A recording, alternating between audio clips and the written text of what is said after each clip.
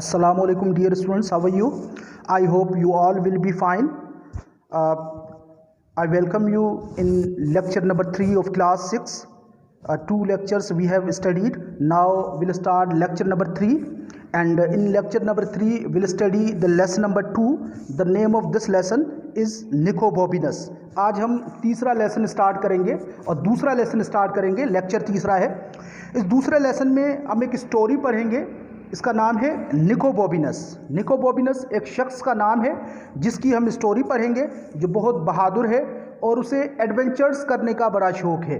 तो इस लेसन में भी हम निकोबोबिनस के एडवेंचर्स के बारे में पढ़ेंगे कि उसने क्या किया, क्या नहीं किया, वो कहाँ गया और फिर कौन कौन से उसने काम अंजाम दिए। तो निकोबोबिनस के बारे में हम सीखेंगे। So first of all we will read the lesson. So let's read the lesson.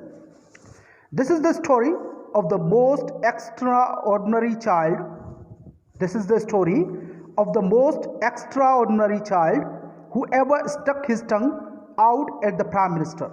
ये एक गैर मामूली लड़के की कहानी है जो प्राइम मिनिस्टर वज़ीर आज़म पर नुक्ताचीनी उसने की, वज़ीर आज़म की इंसल्ट की। यानी वो इतना बहादुर था, किसी के मुंह पर था कि किसी के बारे में भी बात कर लेता था, किसी के बारे में भी वो कुछ भी कह सकता था। कोई काम उसे करने के लिए कहते तो कोई भी काम वो कर सकता था, उस पर वो हर काम करने के लिए तैयार रहता था। हिज नेम वॉज निकोबोबिनस, उसका नाम निकोबोबिनस था। ही lived a long time ago, वो बहुत अरसा पहले रहता था, इन अ सिटी कॉल्ड वीनस, एक वीनस शहर में रहता था, इटली का शहर वीनस, वहाँ पर रहता था। And he could do anything, वो हर चीज़ कर सकता था, हर काम कर सकता था।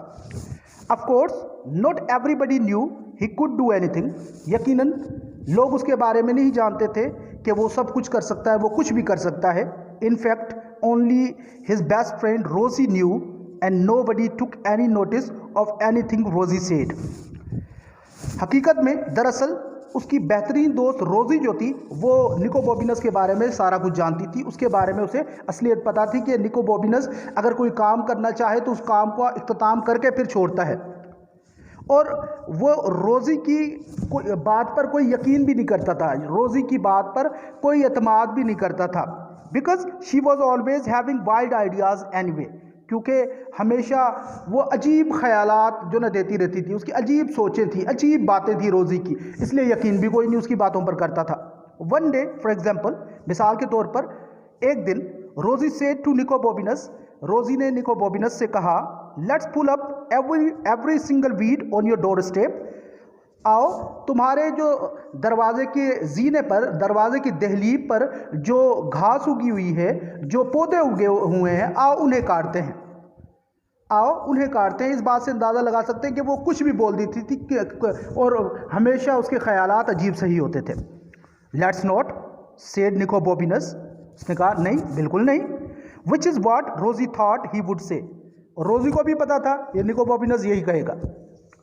इन दैट केस रिप्लाइड रोज़ी, रोज़ी ने कहा फिर let discover the land of dragons, चलो आओ फिर ड्रैगन की जो सरजमीन है, अजदहों की जो सरजमीन है, उन्होंने सुना हुआ था कहीं पर ड्रैगन्स की जो न सरजमीन है, ड्रैगन वहाँ पर रहते हैं। कहा चलो वहीं पर चलते हैं, देखते हैं कि कहाँ पर ड्रैगन रहते हैं। डोंट बी डेफ्ट, बेवकूफ़ मत बनो, सेड निकोबोबिनस, निकोबोबिनस ने कहा बेवकूफ़ मत बनो, बेवकूफ़ी की बातें मत करो।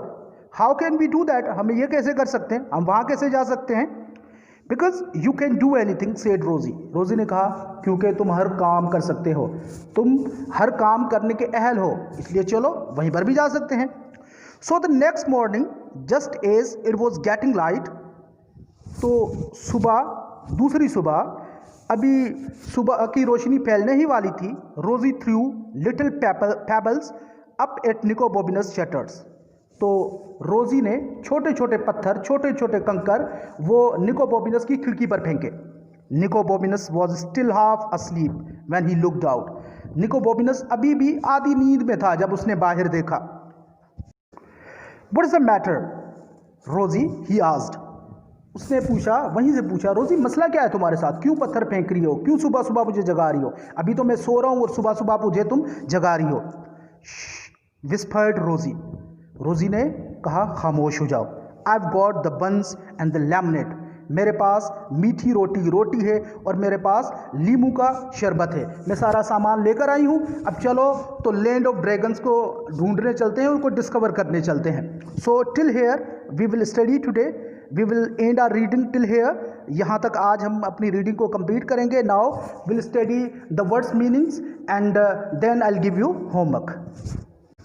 सो the first word is extraordinary, गैर मामूली। ऑफ कोर्स, यकीनन, बिल्कुल। इनफैक्ट, दरअसल, दर हकीकत। नो, जानना, first form. Second form new, third form known. Notice, तवज्जो देना, second and third form noticed. Wild, जंगली या अजीब, यहाँ पर इसकी मीनिंग अजीब होगी। आइडियाज, ख्यालात। पुल, खींचना, first form, second pulled, third is also pulled. Weed यानी घास या पौधा, खुदरू या खुद से उग जाने वाली हो, जैसे आप तस्वीर में देख सकते हैं। डोर स्टेप यानी दरवाजे का जीना या दहलीज, जैसे तस्वीर में आप सीढ़ियां देख रहे होंगे दरवाजे के सामने। थिंक, सोचना, first form, second thought, third is also thought. Reply, जवाब देना, second form replied, third is also replied. Land, जमीन।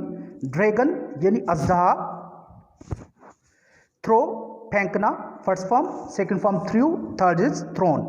पेबल्स यानी छोटे छोटे पत्थर, कंकर। मैटर, मसला। विस्पर, सरगोशी करना, कान में आहिस्ता से बोलना, whispered, second form and third form.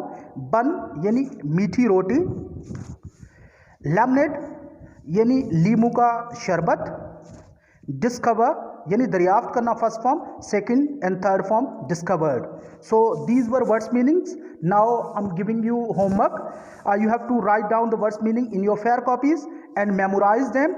And number second, you have to read and understand the lesson. Okay beta, thank you very much.